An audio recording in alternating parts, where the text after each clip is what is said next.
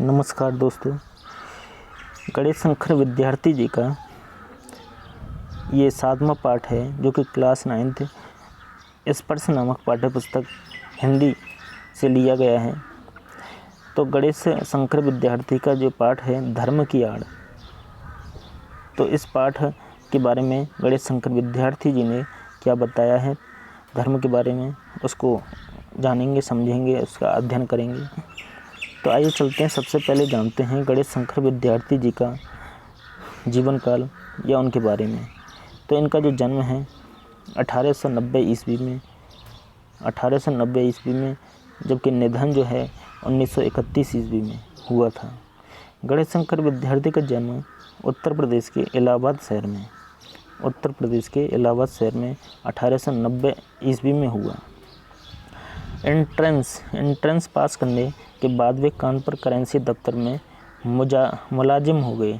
अर्थात जैसे ही उन्होंने एंट्रेंस पास किया तो कानपुर करेंसी दफ्तर में मुलाजिम हो गए। अर्थात वहाँ पे एक दफ्तर था, उसमें ये काम करने लगे। और 1921 में प्रताप साप्ताहिक जो अखबार था उन्होंने निकालना शुरू कर दिया। विद्यार्थी आचार्य महावीर प्रसाद द्विवेदी को अपना साहित्य गुरु मानते थे। उन्हीं की प्रेरणा से आज़ादी की अलख जगाने वाली रचनाओं का सृजन और अनुवाद किया गया और इसी की उद्देश्य की पूर्ति के लिए उन्होंने सहायक पत्रकारिता की। विद्यार्थी के जीवन का ज़्यादातर समय जेलों में ही बीता इन्होंने, और इन्हें बार बार जेल में डालकर भी अंग्रेज़ सरकार को संतुष्टि नहीं मिली। वह उनका अखबार भी बंद करवाना चाहती थी।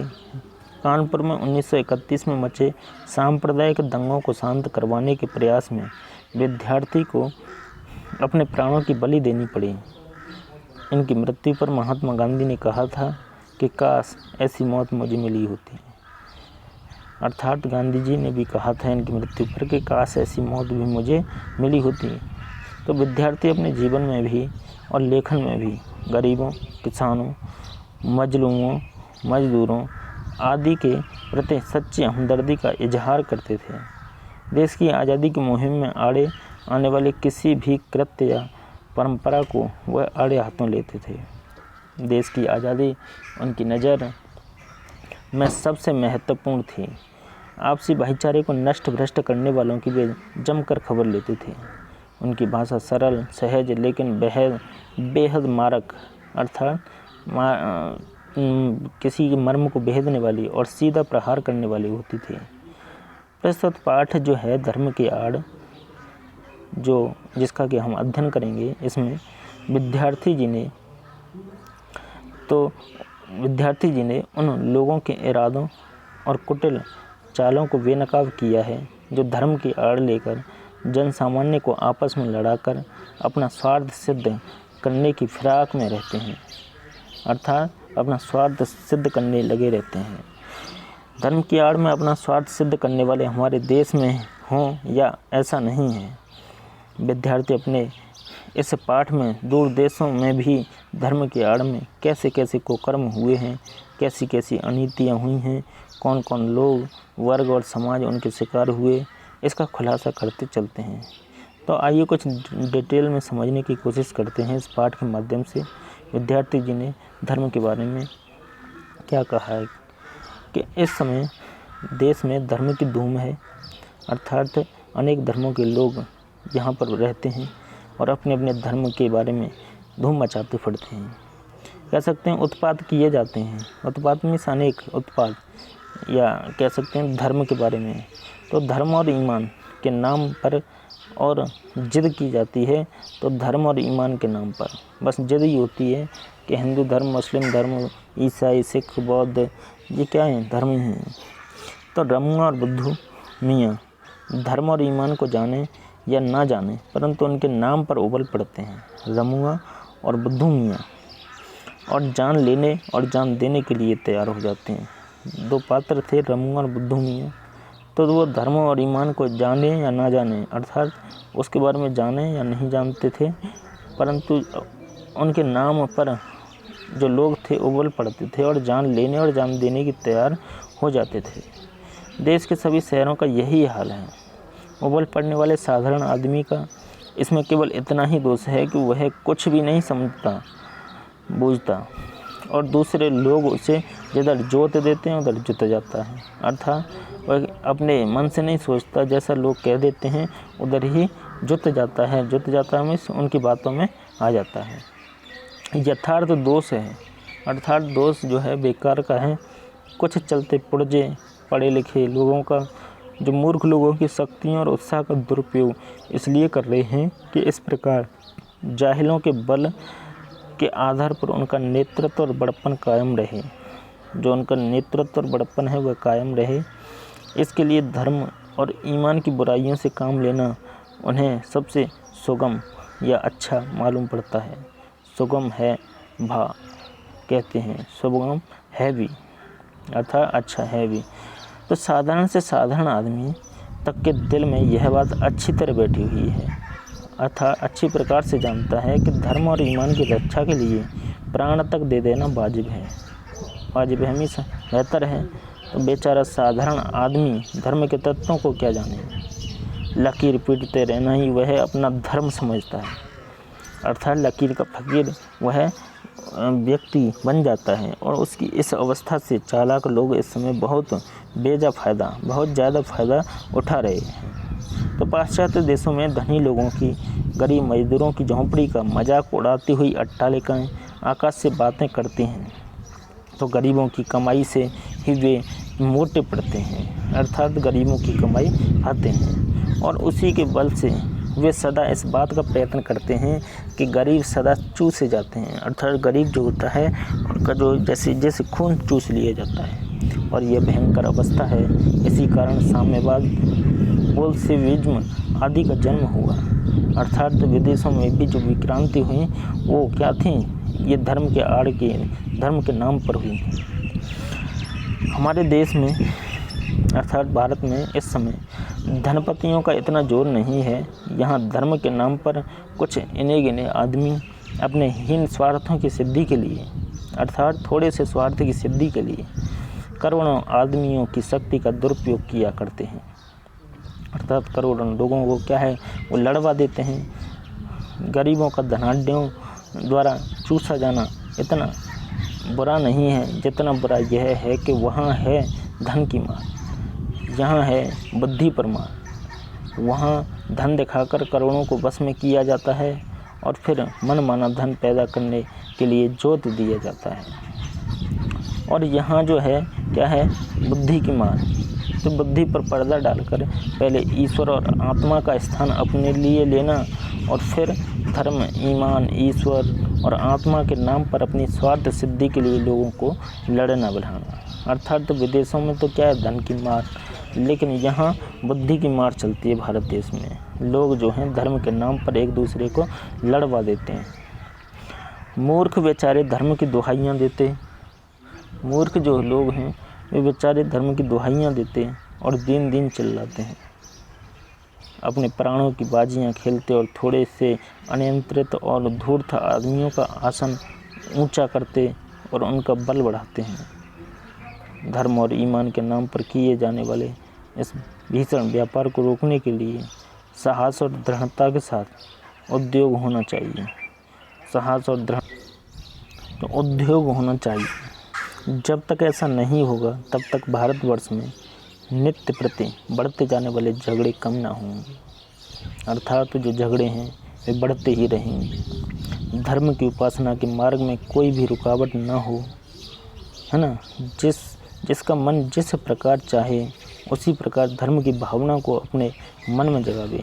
धर्म और ईमान अर्थात जो ईमानदारी की जो नीयत है, मन का सौदा हो, ईश्वर और आत्मा के बीच का संबंध हो, आत्मा को शुद्ध करने और ऊंचे उठाने का साधन हो, वह किसी दशा में भी अर्थात किसी भी स्थिति में भी किसी दूसरे व्यक्ति की स्वाधीनता को छीनने या कुचलने का साधन ना बने। आपका मन चाहे उसी तरह का धर्म आप माने और दूसरों का मन चाहे उस प्रकार का धर्म वह माने। अर्थात कोई भी किसी भी धर्म को माने तो दो भिन्न धर्मों के मानने वालों के टकरा जाने के लिए कोई भी स्थान इस संसार में नहीं हो, ऐसा कवि का मानना है। यदि किसी धर्म के मानने वाले कहीं ज़बरदस्ती टांग अड़ाते हों तो उनका इस प्रकार का कार्य देश की स्वाधीनता, देश की आज़ादी के विरुद्ध समझा जाए। देश की स्वाधीनता के लिए जो उद्योग किया जा रहा था उसका वह दिन निस्संदेह अत्यंत बुरा था। जिस दिन स्वाधीनता के क्षेत्र में खिलाफत आंदोलन जो था, मुल्ला मौलवियों और धर्माचार्यों को स्थान दिया जाना आवश्यक समझा गया, इस प्रकार से उस दिन हमने स्वाधीनता के क्षेत्र में एक कदम पीछे हटकर रखा था। अपने उसी पाप का फल आज हमें भोगना पड़ रहा है। देश को स्वाधीनता के संग्राम ही ने मौलाना अब्दुल बारी और शंकराचार्य को देश के सामने दूसरे रूप में पेश किया। अर्थात मौलाना अब्दुल बारी जो थे और जो शंकराचार्य जी थे, उन्होंने जो कार्य किए उनका तो वर्णन नहीं आया, लेकिन उनको दूसरे रूप में पेश किया गया, उन्हें अधिक शक्तिशाली बना दिया। और हमारे इस काम का फल यह हुआ कि इस समय हमारे हाथों ही से बड़ाई और इनके लोगों की शक्तियाँ हमारी जड़ उखाड़ने और देश में मजहबी पागलपन, प्रपंच और उत्पात का राज्य स्थापित कर रही हैं। तो महात्मा गांधी धर्म को सर्वत्र स्थान देते हैं। महात्मा गांधी जी जो थे धर्म को सभी जगह पर मानते थे। धर्म को वे एक पग अर्थात एक कदम भी धर्म के बिना चलने के लिए तैयार नहीं थे, परंतु उनकी बात ले उड़ने के पहले प्रत्येक आदमी का कर्तव्य यह है कि वह भली भांति समझ ले कि महात्मा जी के धर्म का स्वरूप क्या है। धर्म से महात्मा जी का मतलब ऊंचे धर्म और उदार तत्वों ही का हुआ करता है। उनके मानने में किसे ऐतराज हो सकता है। अजा देने अर्थात जो मुसलमान लोग होते हैं अजा जब देते हैं, अजा देने वहीं शंख बजाने और नाक दाबने और नमाज पढ़ने का नाम धर्म नहीं है। शुद्धाचरण और सदाचार ही धर्म के स्पष्ट चिन्ह हैं। शुद्ध होना और अच्छा आचरण धारण करना यही क्या है, धर्म के स्पष्ट चिन्ह हैं। 2 घंटे तक बैठकर पूजा कीजिए और 5 वक्ता नमाज भी अदा कीजिए, अर्थात 5 बार नमाज भी अदा कीजिए, परंतु ईश्वर को इस प्रकार रिश्वत के दे चुकने के पश्चात यदि आप अपने को दिन भर बेईमानी करने और दूसरों को तकलीफ पहुंचाने के लिए आज़ाद समझते हैं तो इस धर्म को अब आगे आने वाला समय कदापि नहीं टिकने देगा। अब तो आपका पूजा पाठ न देखा जाएगा, बल्कि आपके भलमन साहत की कसौटी केवल आपका आचरण होगी। सबके कल्याण की दृष्टि से आपको अपने आचरण को सुधारना पड़ेगा। अर्थात जो लोग हैं वे आपके आचरण को जानेंगे, समझेंगे और वे उसको समझने का प्रयास करेंगे। चाहे आप 5 बार नमाज क्यों ना पढ़ते हों, चाहे आप 5 बार व्रत क्यों ना रहते हों, कुछ भी करते हों, लेकिन जो आपका आचरण है उसको हमें सुधारना ही होगा। और यदि आप अपने आचरण को नहीं सुधारेंगे तो नमाज और रोज़े, पूजा और गायत्री मंत्र जो हैं आपको देश के अन्य लोगों की आज़ादी को रौंदने और देश भर में उत्पातों का कीचड़ उछालने के लिए आज़ाद न छोड़ सकेगी। ऐसे धार्मिक और दीनदार आदमियों से तो वे लामहजब, लेखक आगे कहता है कि ऐसे धार्मिक और दीनदार आदमियों से तो वे लामहजब और नास्तिक आदमी कहीं अधिक अच्छे और ऊंचे हैं। अर्थात लामहजब का मतलब होता है कि जिसका कोई मजहब ना हो, है ना, नास्तिक, और नास्तिक आदमी कहीं अधिक अच्छे और ऊंचे हैं दीनदार आदमियों से तो, जिनका आचरण अच्छा है, जो दूसरों के सुख दुख का ख्याल रखते हैं और जो मूर्खों को किसी स्वार्थ सिद्धि के लिए उकसाना बहुत बुरा समझते हैं। ईश्वर इन नास्तिकों और लामहजब लोगों को अधिक प्यार करेगा और वह अपने पवित्र नाम पर अपवित्र काम करने वालों से यही कहना पसंद करेगा कि मुझे मानो या ना मानो, तुम्हारे मानने से ही मेरा मेरा ईश्वरत्व कायम नहीं रहेगा। दया करके मनुष्यत्व को मानो अर्थात मनुष्य धर्म को निभाओ, पशु बनना छोड़ो, आदमी बनना सीखो, आदमी बनो। तो लेखक यही स्पष्ट करना चाह रहा है कि जो धर्म के नाम पर जो लोग दूसरों को परेशान करते हैं, दूसरों को भड़काते हैं, उनको अपने धर्म के प्रति कुछ आस्था भाव रखते हुए एक मनुष्य बनने का प्रयत्न संसार में करना चाहिए। तो आई होप दोस्तों आप समझ गए होंगे। आइए चलते हैं प्रश्न उत्तरों पर। तो एक दो पंक्तियों के जो प्रश्न हैं, आई होप कि यह पाठ आपको समझ में आया होगा। इनके आंसर आप कमेंट बॉक्स में लिख सकते हैं या स्वतः आंसर देने की कोशिश करें। नेक्स्ट है 25 से 30 शब्दों वाले चलते पुरजे लोग धर्म के नाम पर क्या क्या करते हैं। ये सभी जो प्रश्न हैं आप खुद से ही देने की कोशिश करें, जिससे कि आपका जो मेमोरी हाई लेवल का हो जाएगा और जो प्रश्न हैं बहुत ही ज़्यादा इम्पोर्टेंट हैं और इसमें से जो है प्रत्येक वर्ष कोई ना कोई प्रश्न ज़रूर बनता है।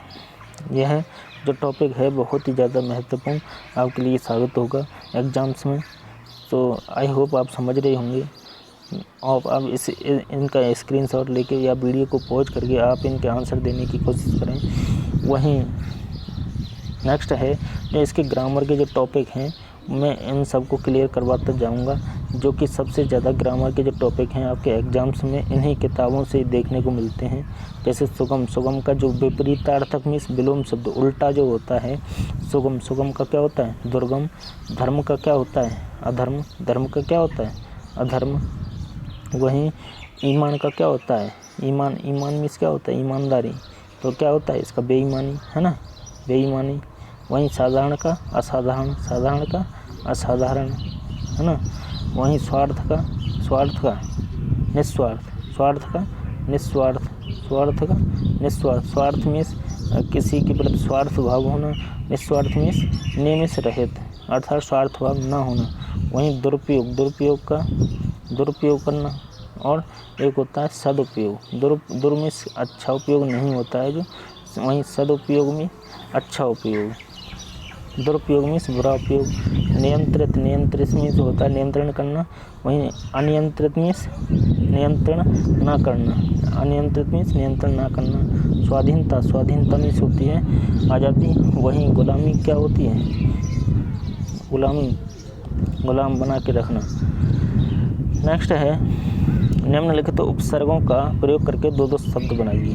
जैसे ला उपसर्ग है, उपसर्ग क्या है ला, उपसर्ग होते हैं जो आगे लगते हैं, किसी शब्द के आगे जब लग जाएं तो वे क्या है उपसर्ग होते हैं और कोई एक निश्चित शब्द बना देते हैं। जैसे ला शब्द है तो जैसे ला से क्या बनेगा लापरवाह, बिला शब्द है तो बिला से क्या बनेगा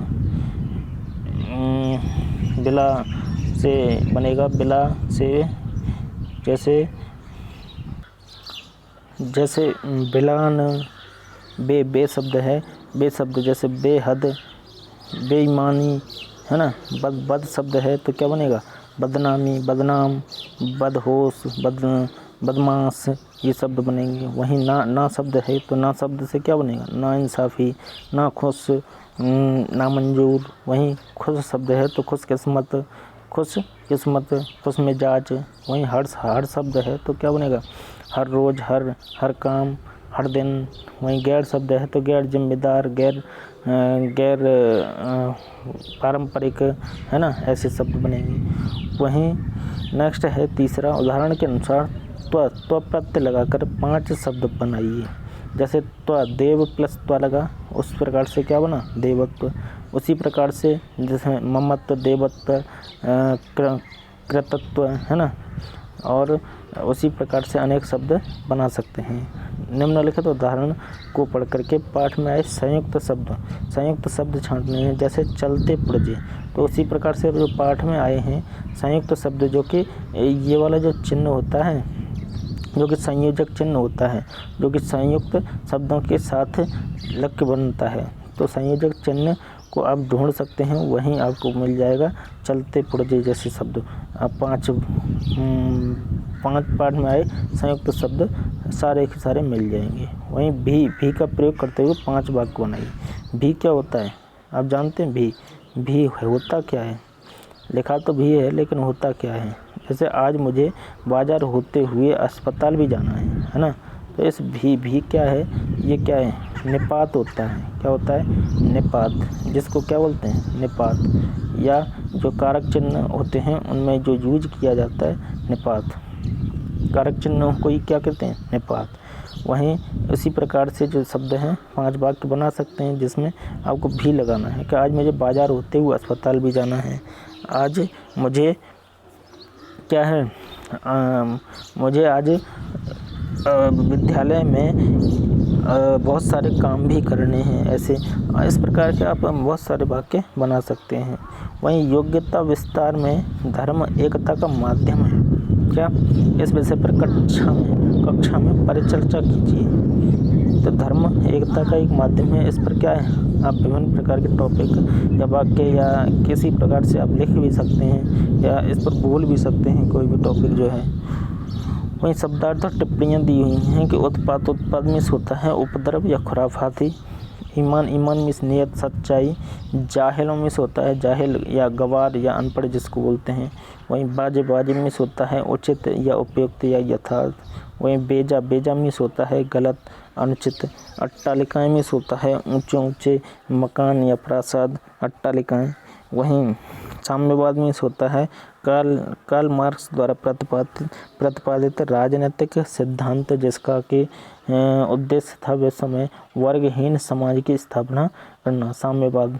वहीं बोल्शेविज्म का मतलब जो था सोवियत क्रांति के बाद लेनिन के नेतृत्व में स्थापित व्यवस्था।